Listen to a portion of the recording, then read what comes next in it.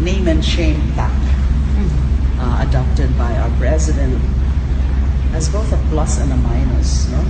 On one hand, it demonstrates yung seriousness, yung determination niya to really stomp out criminality and corruption, especially official corruption within the PNP ranks, between and among the PNP officials. So that's the plus. On the other hand, syempre, may violation dyan ng due process. There's still a presumption of innocence. And therefore, they're entitled to be heard. They should not be subjected to trial by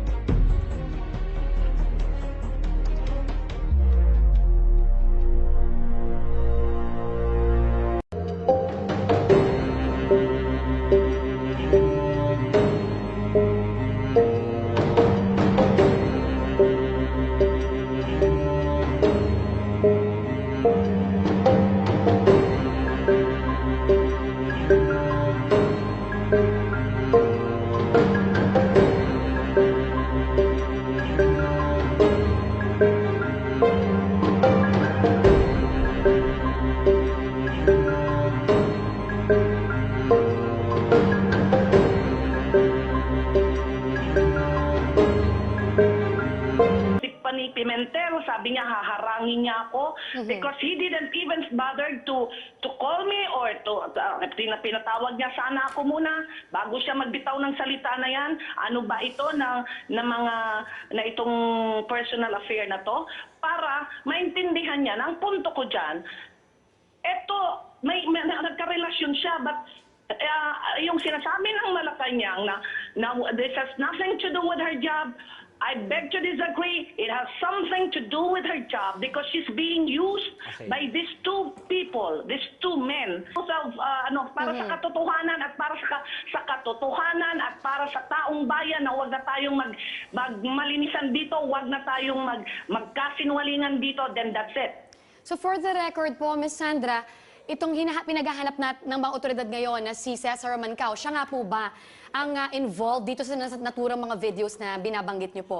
Gusto ko lang iparating sa taong bayan na ito ang nangyayari, ito yung legal issues ko dito, and ito